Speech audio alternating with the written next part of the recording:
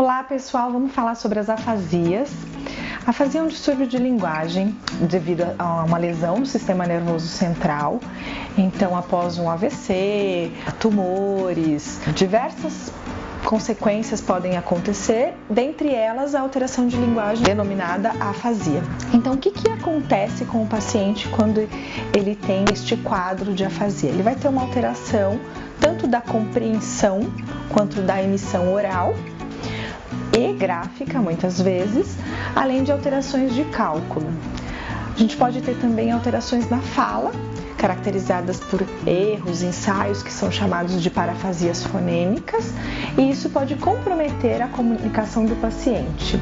Entre outras manifestações que podem acontecer estão as anomias, que seria a ausência do nome. Por exemplo, quando um paciente tem essa lesão no sistema nervoso central, ela vai ficar com dificuldade de acessar essa palavra. Quer falar casa e de repente não consegue dizer. Então ela vai pensar na palavra, fazer o acesso, mas não emite. E aí ela pode, por exemplo, usar uma paráfrase que a gente fala. Então é aquele lugar onde a gente mora, mas eu não sei dizer o nome. Então é muito comum pacientes com essas dificuldades explicarem aquilo que eles querem dizer. Mas existem pacientes que vão repetir, por exemplo, uma só palavra. Por exemplo, pode ser um tá, bom dia, Nossa Senhora, graças a Deus. E isso é uma outra manifestação, que seriam as estereotipias. Temos pacientes que só falam jargões, então falam uma cafila na cafala, você que faz, que me fala, que... E esse paciente normalmente tem uma alteração importante da compreensão. Então vão ter diversos tipos de afasia. Nas emissivas nós teremos afasia de Broca,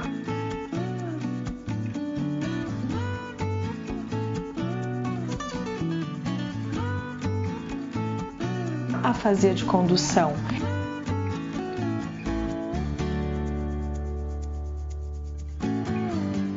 e afasia transcortical motora.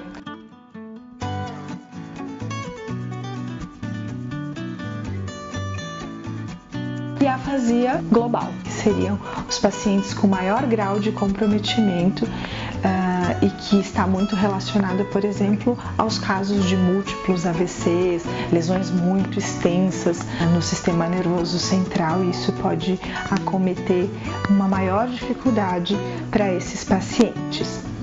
Então, essas dificuldades que eu mencionei vão comprometer o dia a dia desses pacientes e a comunicação funcional.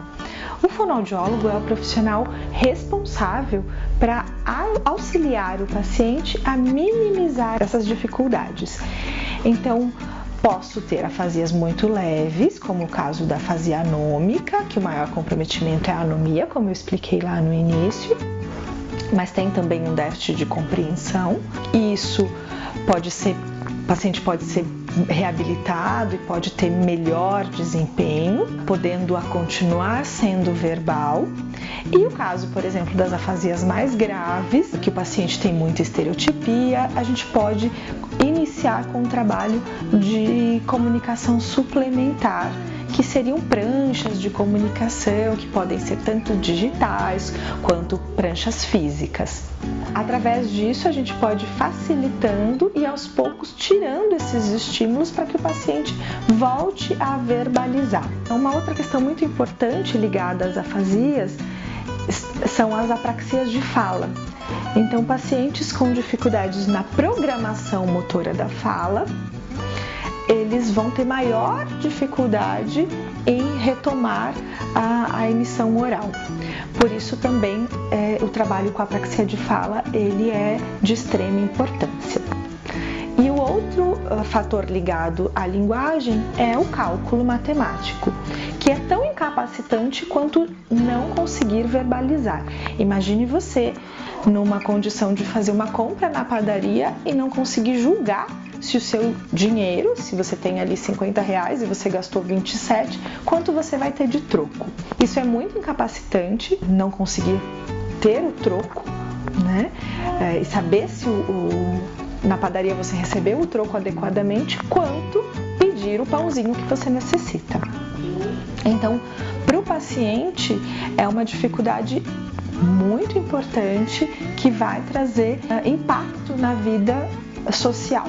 Então, espero que vocês tenham gostado deste material, que isso possa auxiliar diversos pacientes, diversos familiares e profissionais que têm relação com estes pacientes. E estou à disposição. Se vocês quiserem meu contato, vocês vão poder acessar neste site. Obrigada!